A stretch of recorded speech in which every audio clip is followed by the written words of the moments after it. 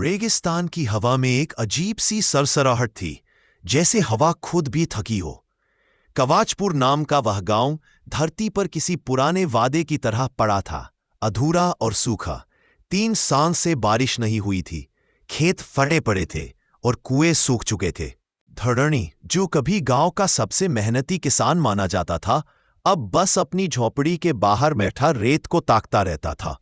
उसकी आंखों में अब जीवन की नहीं, मिट्टी की नमी थी। उसकी बीवी गोमती 2 साल पहले मायके चली गई थी। कारण सरल था, भूख पेट से बड़ी थी और उम्मीद मर चुकी थी। उनका बेटा मोहन शहर चला गया था, ईंट भट्टे पर काम करने। धरणी के पास अब सिर्फ उसकी जमीन थी, या यूं कहे रेत की चादर। एक दिन दोपहर को जब सूरज अपनी आग बरसा रहा था, गांव में एक फकीर आया। उसकी दाढ़ी में रेत अटकी थी, कपड़े फटे थे। ओ लोगों, धरती मरी नहीं है, उसके नीचे अब भी रूहें जागती है।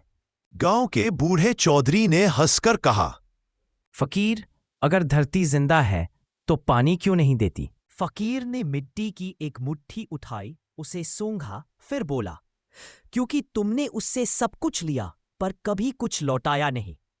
लेकिन जो चाहे लौटाना, उसके लिए एक कुआं है, जादुई कुआं, जो हर 100 साल में एक बार खुलता है।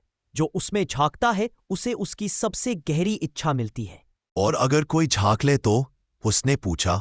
तो उसकी किस्मत खुलती है, फकीर बोला। और कीमत? कीमत हर किसी की अपनी होती है। इतना कहकर फकीर उठ खड़ा हुआ और बिना पीछे देखे रेत के टीलों में खो गया। धरणी की रात उस दिन नहीं गुजरी। उसने सपने में देखा रेगिस्तान में एक कुआं, जिसके भीतर नीली रोशनी हिल रही थी, और कोई कह रहा था, आ जा धरणी, तेरी प्यास यही बुझती है। सुबह होते ही धरणी ने अपनी पुरानी बोतल में पानी भरा, एक सूखी रोटी बांधी और घर से निकल पड़ा। किसी ने पूछा भी, कहाँ चल दिए? उसने बस इतना कहा, पानी ढूंढने। 3 दिन तक वह रेगिस्तान में भटकता रहा। पहले दिन सूरज ने उसकी पीठ जला दी, दूसरे दिन रोटी खत्म हो गई, तीसरे दिन उसका पानी भी। लेकिन चौथे दिन सुबह जब उसने आंखें खोली, उसने देखा एक जगह रेत कुछ अलग थी। वहां धरती धसी हुई थी और बीच में एक गड्ढा था। वह पास गया। यह एक कुआं था, गहरा पर अधूरा, जैसे किसी ने उसे छिपाने की कोशिश की हो। नीचे से ठंडी हवा आ रही थी। धरणी ने झांक कर देखा, अंधेरा, लेकिन उस अंधेरे में कुछ हल्की नीली लहरें हिल रही थीं, जैसे पानी नहीं, प्रकाश हो।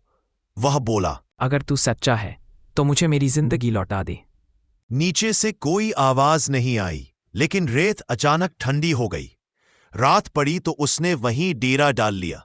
चांद बादलों में छिप गया था और कुआं किसी जीव की तरह सांस ले रहा था।